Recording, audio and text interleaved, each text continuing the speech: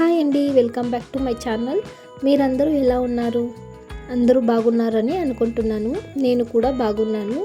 ఈరోజు నా morning routine ఎలా ఉంటుంది అని మీ దగ్గర షేర్ చేసుకుంటాను. సో మిస్ చేయకుండా ఫుల్ వీడియో చూసేయండి. మార్నింగ్ లేవగానే డోర్ ఓపెన్ చేసి విండోస్ కూడా ఓపెన్ చేస్తాను, ఫ్రెష్ ఎయిర్ రావాలి అని. తర్వాత ఇంట్లో ఊడ్చి మాప్ చేసి ఇంటి ముందు కూడా మాప్ చేస్తున్నాను.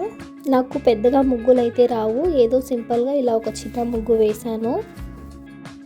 తర్వాత నిన్న నైట్ నానపెట్టిన బాదాంని తిని కాఫీ తాగుదామని కాఫీ పెడుతున్నాను.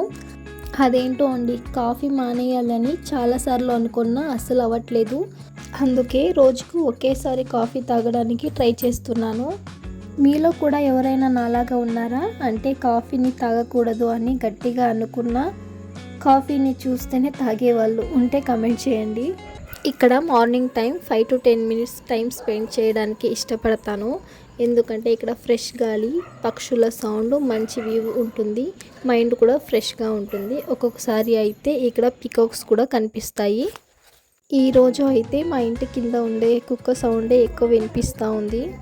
తర్వాత ఇంటి లోపలికి వచ్చాను.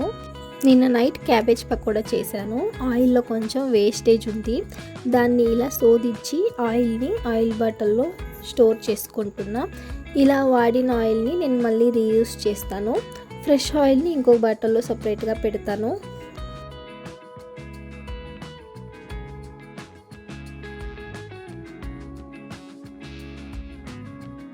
తర్వాత కిచెన్ని కొంచెం క్లీన్ చేస్తున్నాను.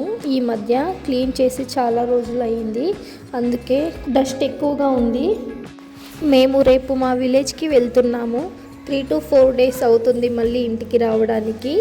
ఇప్పుడే ఇంత డస్ట్ ఉంది, మళ్ళీ ఊరు నుండి వచ్చేసరికి ఎలా ఉంటుందో అని ఈరోజే మొత్తం క్లీన్ చేస్తున్నాను.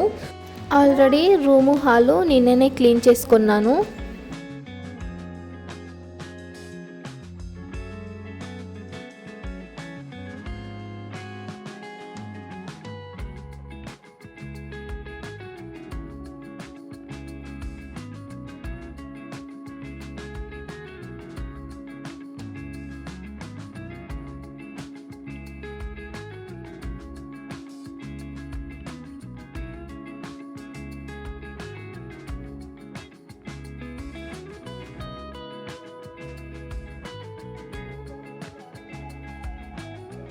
మిక్సీని కూడా ఇలా క్లీన్ చేసుకున్నాను.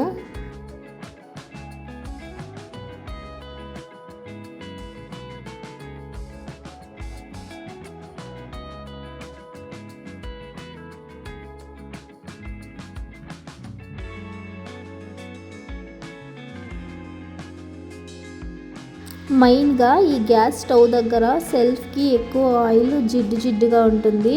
దాన్ని నేను సర్ఫ్ పౌడర్ వేసి ఇలా నారు తీసుకొని రుద్దుతున్నాను. స్టవ్ని కూడా రుద్దిన తర్వాత గోడలు మళ్ళీ సెల్ఫ్ని దాన్ని కూడా రుద్దాను.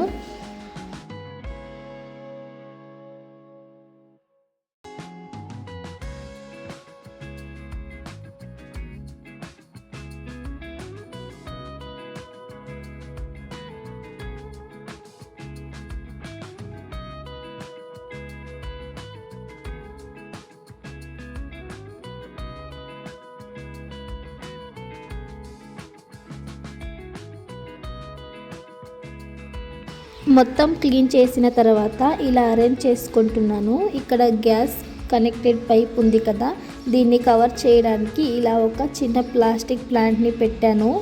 చూడడానికి కూడా బాగుంటుంది. తర్వాత టిఫిన్ కోసం రాగి దోశ ప్రిపేర్ చేస్తున్నాను.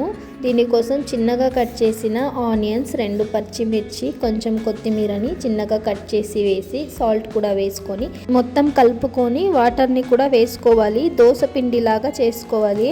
దీన్ని ఒక 10 నిమిషాలు అలానే పెట్టాలి, అప్పుడు సాఫ్ట్గా వస్తుంది దోశ. ఆలోపు కొన్ని బట్టలు ఉంటే దాన్ని కూడా వాషింగ్ మిషన్కి వేశాను. మళ్ళీ విలేజ్ నుండి వచ్చాక ఇంకా ఎక్కువ బట్టలు ఉంటుంది కాబట్టి నేను ఇప్పుడు అన్నీ క్లియర్ చేసి వెళ్తాను. ఎప్పుడు నార్మల్ దోశ తిని బోర్ కొట్టింటే ఒకసారి ఇలా రాగి దోశ ట్రై చేయండి, చాలా బాగుంటుంది. పిల్లలకు కూడా నచ్చుతుంది. పిల్లలకు అయితే చిల్లి వేయకండి. షుగర్ ఉన్న వాళ్ళకైతే దీన్ని డైలీ టిఫిన్ లాగా ఇవ్వచ్చు.